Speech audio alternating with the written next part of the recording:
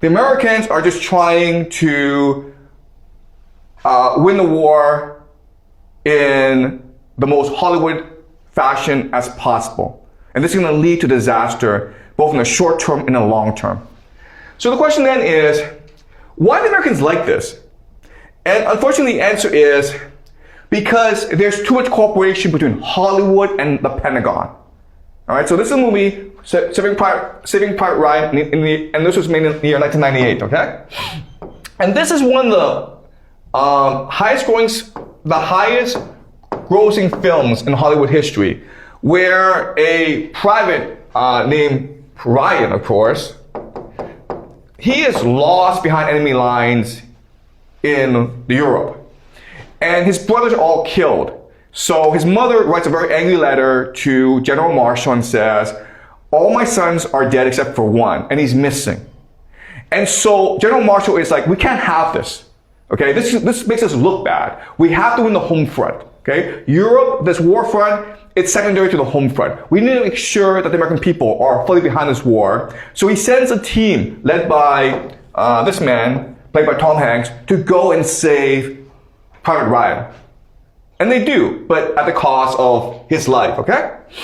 And this movie is based on a letter that Abraham Lincoln wrote to a mother in the American Civil War, okay? 1864. And this is considered one of Abraham Lincoln's most brilliant pieces of writing. Okay, so Amber, could you help me read this, please?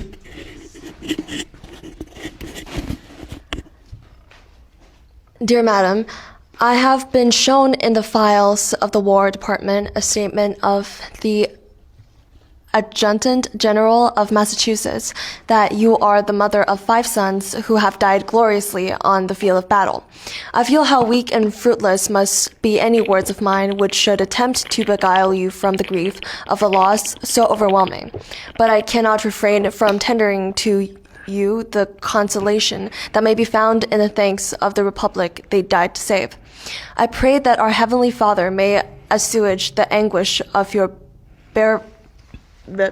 bereavement and leave you only the cherished memory of the loved and lost, and the solemn pride that must be yours to have laid so costly a sacrifice upon the altar of freedom. Yours very sincerely and respectfully, A. Lincoln. Great, okay. The sacrifice upon the altar of freedom, okay? So our democracy, our republic, is our God. And our sacrifice is worth it as long as we can maintain our freedom and our liberty, okay? And this is the defining theology of the American military. All right. This has led to the military becoming more of a propaganda machine. Okay, so this is the movie Black Hawk Down. If you saw the movie, then it's about these special forces, Delta Force, that go in and save a pilot when his helicopter was brought down in Somalia. Okay, and this was based on a book by Mark Bolden writing about the incident, which happened in the late 90s. Okay, right. The problem is that this movie is complete BS. In the book, what happened was that the helicopter was brought down and the pilot was taken hostage by the Somalis. But he was treated very well, and eventually he was allowed to go home after the government paid a ransom. Okay, that's what happened in real life. But in the movie, what happened was that Delta Force went in and saved the pilot from those trying to kidnap him. And this goes back to the mythology of no man left behind. Now, there's a very important scene in Black Hawk Down where a general confronts Delta Force. And Delta Force was created for operations like this. And what the general says to Delta Force is, you guys are a bunch of cowboys. And what he's saying is that you guys, you Delta Force, you Special Forces, you guys think you're superior to everyone. You think that we all revolve around you. You think that we should all serve you. You guys are ego-driven. All you care about is glory for yourself. And eventually, your ego, your arrogance, are going to be your downfall, as well as the downfall of the American military. Okay? This is the movie. This is Jessica Lynch. And in 2003, she was serving in the war in Iraq, sorry. And her team got lost, and they were ambushed by the Iraqis. And then she was kidnapped, but then because she was injured, the Iraqi military, sent her to a hospital, a civilian hospital. And the people in the hospital treated her very, very well. And they actually tried to send her home in an ambulance.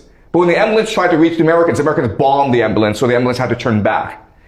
But the Iraqis informed the Americans where she was and told the Iraqis, told the Americans, you can come and pick her up anytime, okay? She's safe, we're taking care of her, but if you want to take her home, it's okay.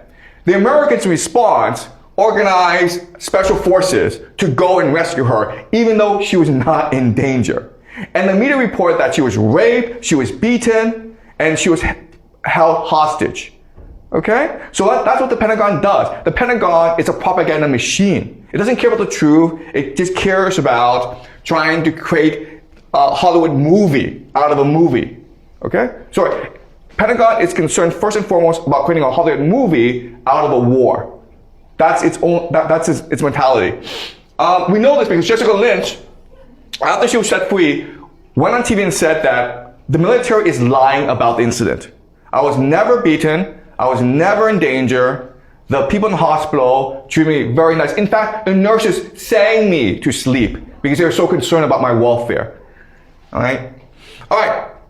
So this is a huge problem for the American military, for the Pentagon, as they fight this war. You can pull this crap when you're fighting Somalis and Iraqis, but against the Iranians, you need total war. You need to focus on economics, organization, and logistics. Stop doing this crap of optics, okay, and narrative.